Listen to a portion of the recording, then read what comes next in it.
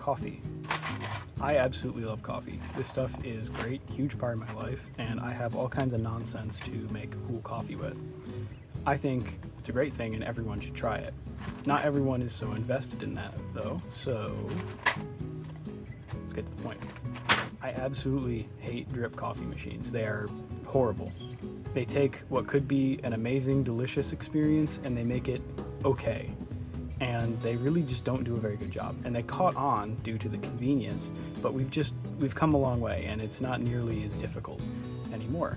So I'm going to show you how to make good coffee without using a drip machine and without spending a whole bunch of money and wasting a whole bunch of time. This takes just about the same amount of time with a little bit more work, but you're going to get a good cup of coffee and absolutely anyone can do this. It's super easy. So right here, I've got some local beans I just got at a farmer's market, and the only thing you need to know about these is that they need to be whole beans, and that's about it. Just read the flavors, and if it sounds like something you like, then that's all you need to know. There's light roast and dark roast, but you'll figure all that out later. You just need whole bean coffee to start with. So for equipment, you're not going to need very much, but it's important. I'm going to be using a scale, a manual grinder, which sounds fancy, but this is just cheap. And as soon as you start getting into crazy stuff, it can get to be a lot. I just like this because you can feel it.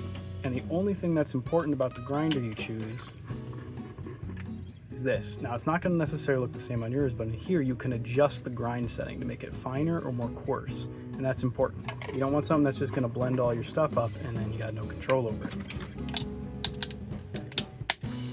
This was about 20 bucks, 10, 15 bucks maybe, and about the same for this, 10, 15. This is a pour over coffee setup. Basically, it looks kind of nice, but you don't even need the whole thing. They sell some that are just the top half. This is really what the magic is. You just want a cone that goes over your cup.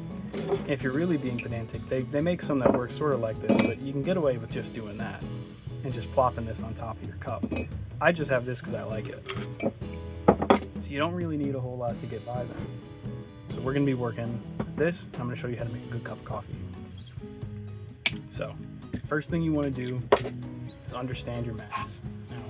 Now, I know, scary, but you don't need to do a whole lot to figure that out. Now, it's pretty simple. I like to do a 1 to 15 ratio of coffee to water. Really simple. A cup of coffee is about 250 grams of water. So that means for your coffee, if you do a little bit of math, you're going to be aiming for around 16.6 grams of coffee. Now you can play with this ratio a little bit, or you can change the amount of water, but that's just about how much it takes to do a cup. And I always like to do weight because weight is consistent. Some people will try to mix up your volume, and it's weird because it's like before or after it's ground. Always do weight. Weight is consistent and does not lie to you, and it makes things very simple. And once you get a scale, you're going to start liking weight. If you've never really worked with a scale in the kitchen, then this magic may be lost on you, but weight is just the way to go. So with that in mind, let's start.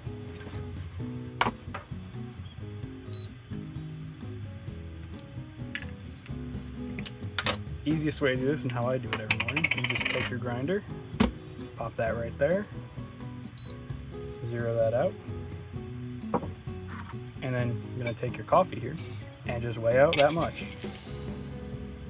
And it doesn't need to be that precise. See, I even went a little bit over, and I'm just going to leave it.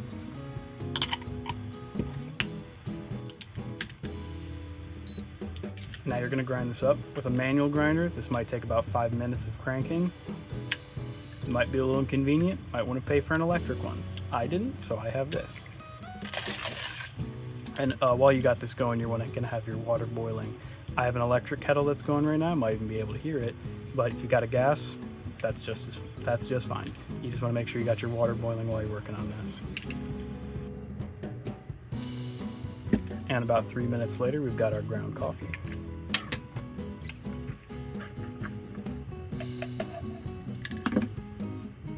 just like that. Now you kind of want to go for something that's a bit coarse, but not too fine. You're not looking for a dust, but you're not looking for mulch either. You want to have grains a bit like that. You can make that out.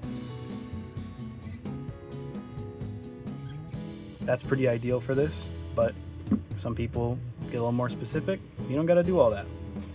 Now, here I have a drip coffee filter, and if you're watching this, you probably have a whole bunch of these kicking around. So here's how you fold this for one of these. Now, these are commonly called a V60. That kind of refers to the origin of it, which is more from the chemistry space of this just being a 60-degree angle for a filter. So how do you fold a piece of paper for a 60-degree angle? Like this. Now this is, if you get some filters specifically for this, there's a good chance they'll end up like this. You just want to fold that in half once.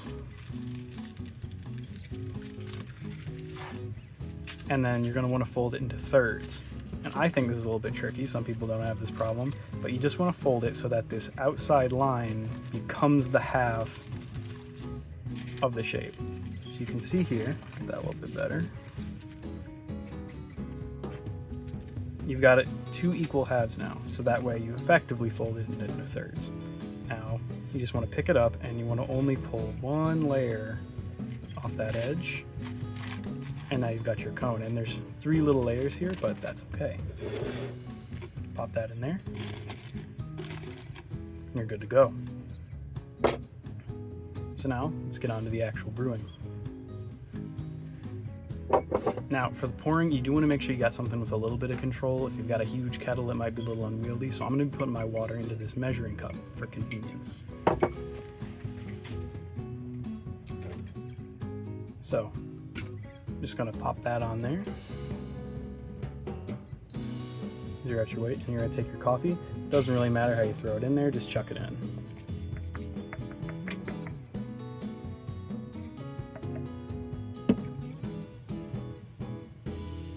And now, this is the important part.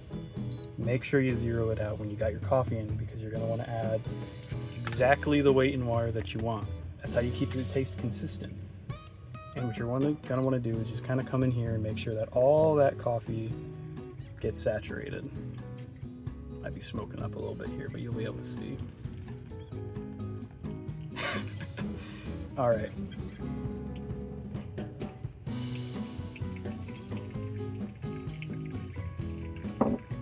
That's the important part. You see that color in there? That's what you're looking for. You want to make sure there's no dry spots, and you got a kind of a soup going on. That's how you get the most flavor out of it. You want to make sure it's like that. And you don't have to worry about that, so that kicks out, that's fine. You can even get a stick and kind of stir it around, which I'm going to do. And as you can see, we got about 170 grams of water in here so far. So make sure you kind of space it out. You want to save some, because as it drains, you're going to get some kind of dryness as it kind of naturally makes a cone shape. And you want to save some of your water so that way you can do a washout at the end. Make sure you get all of that flavor in there into your coffee. So as it's getting low like this, I might want to add a little bit more. Especially trying to get those edges to knock some of that back down in.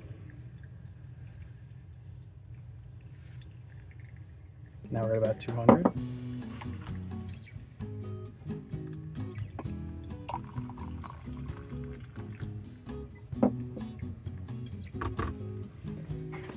And as you can see, this is not a very lengthy process. When you think about how long it actually takes for a drip coffee machine to go through its whole process, it isn't much longer. I love this because you can fine-tune the details. You might find that, 17 grams of coffee, that's just not strong enough for you. You can bump that up, and it's super consistent. And for the water, you want to bring it to a boil and then let it sit for maybe a minute or two. And it's because the ideal temperature to brew at is anywhere from 90 to 100 degrees Celsius, 100 C being boiling for my Fahrenheit users. And you don't want it to necessarily be at boiling, because you can kind of burn your coffee a little bit. Some people like that taste. I like to just let it come down a little bit more to like 95. So when it's done boiling, I'll kind of just let it sit for a little bit. And you can get into like a thermometer and get really specific about it, but I found that as long as it's not too hot, it's pretty much fine. Now this here is what I was talking about. You see how it's kind of like got that shape in there? And it sort of looks like kind of like moist sand. this is when you want to do your wash. So you want to make sure you really get around the edges and get all that knocked in. Be super careful not to go over your weight.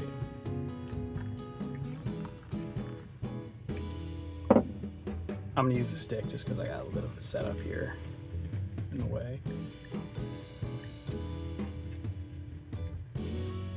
And don't feel like you got to stir it either. It's totally optional. And usually around this point you can really see that color coming through. And now, right about now is when you want to start thinking about getting it off. There's no harm leaving it there, but as you can see, right in there, you can kind of see that color we were talking about, and that bit of foam on top is starting to kind of fade into the grounds. Right when it starts to get looking like this, and you're seeing it really get through, that's about when it's time to get your cup. So you can just grab your filter. You can do this without a paper filter, but I just think it's massively more convenient to do it like this. And you give it a little squeeze, but not too much, because you do want to get some of that out of there, but you don't want to, squeeze it out. So now just take this, pitch it, throw it in your composter, whatever you'll do with it. And now you're ready. Put this somewhere where it's not going to make a huge mess. And there you go. You've got your coffee ready to go.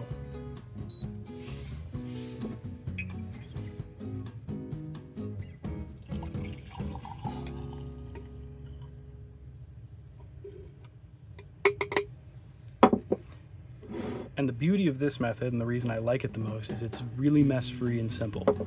All of our coffee grounds we just threw away with no mess whatsoever. This you can just rinse with water, and if I'm being honest, you don't even really have to wash it. And it's just coffee in, coffee out. And it being glassware, it's pretty mess-free. And you get your cup of coffee. No more, no less. You want 2 cups, you can do a little bit more. And you can get these a little bit larger too if you want to do bigger amounts, but I like this because it's just nice for 1 cup. And that's what most people want, just 1 cup of coffee for themselves. You don't have to make a whole pot, and you don't have to worry about all that. In my opinion, coffee made like this does not even compare to drip. It is so much better. If I could let you taste this, I would. It is so much better. When you make coffee like this, all these things on the package you're going to see about the hints and the light flavors you're going to taste, you're actually going to taste those. When you throw something in a drip machine, it's not often you actually do. And a lot of this and it being good is just buying good coffee as well that you actually like the taste of. Especially too, grinding it. Grinding fresh beans gives you so much flavor, and it is extremely important. A lot of coffee is in the grinding, and you don't need a super expensive one. They'll be nice, but this absolutely does the job. This is just so much better than nothing. And then you got it. You're going from here to here, nice and simple, nice and concise. If you have a drip coffee machine, you should stop using it, pick up one of these, and give this a try. Guarantee it'll be worth your time.